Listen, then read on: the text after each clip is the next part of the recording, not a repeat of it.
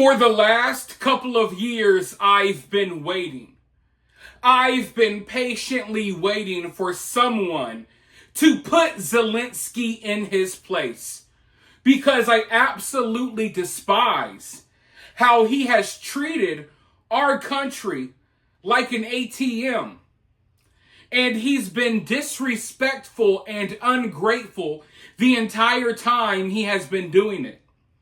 He would come to the White House when Joe Biden was in office. He would come to the White House, maybe take a couple of awkward photos with Biden. He would never dress up. He would be there in military gear as if he's actually fighting on the front lines. He would come. He would give these condescending speeches, talking down to people, basically, yelling about how we must support him and give his country money. He would basically literally come here with his hand out, and then he would leave with hundreds of billions of dollars. And a lot of those billions of dollars, he himself says he doesn't know where it went. So yeah, I've been waiting, and when Trump won the election, I knew it was only a matter of time. Because say what you want about Trump, he's not going to put up with this nonsense. He does not deal well with disrespect, especially when someone is directly disrespecting him, like in the White House or something along those lines. So I knew that it would only be a matter of time before Trump put this guy in his place. But I did not expect or suspect to see what I saw today. And what I saw today was absolutely glorious. Trump and J.D. Vance absolutely destroyed Zelensky, and Zelensky got exposed for the ungrateful fraud that he is. He's literally in the White House begging for more money, all while trying to talk over Trump, disrespectfully, talking over J.D. Vance. And you know what? There's a lot to show. It's going to take multiple videos to break this all down. But I want to give you an inside look of what I'm talking about. I want you guys to see for yourself Zelensky getting put in his place like a misbehaving little toddler. And then I'll be right back after this clip. Even today. You went to Pennsylvania and campaigned for the opposition in October. Offer some words of appreciation for the United States of America and the president who's trying to save your country. Please, you think that if you will speak very loudly about the war in He's not speaking loudly. He's not speaking loudly. Your country is in big trouble. Can I answer? No, you've done a lot of talking. Your country is in big trouble. I know. You're not winning. You're not winning this. You have a damn good chance of coming out okay because of us. Mr. President, we are staying in our country, staying strong from the very beginning of the war. We've been alone, and we are thankful. I said thanks in this cabinet, and not only in this cabinet. We gave you, through this stupid president, $350 billion. We gave you military equipment, and you men are brave, but they had to use our military. What about West? If you didn't have our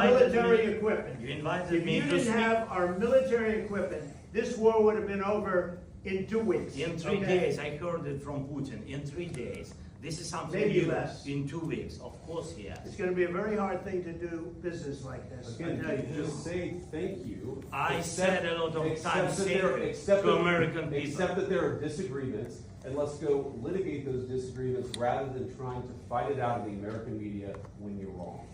We know that you're wrong. But you see, I think it's good for the American people to see what's going on. I understand, sir. I think it's very important. That's why I kept this going so long. You have to be thankful. You don't have the cards. You're buried there. Your people are dying. You're running low on soldiers. Listen, you're running low on soldiers. It would be a damn good thing. Then you tell us, I don't want a ceasefire. I don't want a ceasefire. I want to go, and I want this. Look. If you could get a ceasefire right now, I tell you, you take it so the bullets stop flying and your men stop getting killed. Of course we want to stop the war. But you're saying you don't want a ceasefire? But I said to you, I want a ceasefire. with guarantees. Because you get a ceasefire faster than an agreement. Ask our people about ceasefire, what they think. That wasn't with me. That wasn't with me.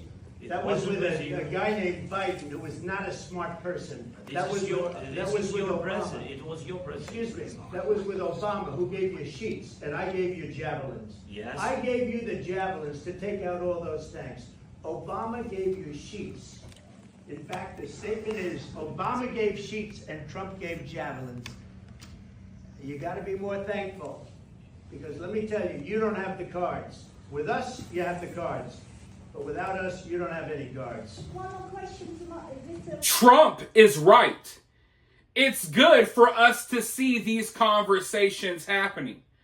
It's good that these conversations are happening in the public and not behind closed doors where people could spin their own narratives and misconstrue things. This is the type of transparency I want, because this conversation most definitely exposed that Zelensky is not really interested in a ceasefire. Zelensky does not want peace right now. Zelensky wants more money. And please understand that this little argument was over an hour long.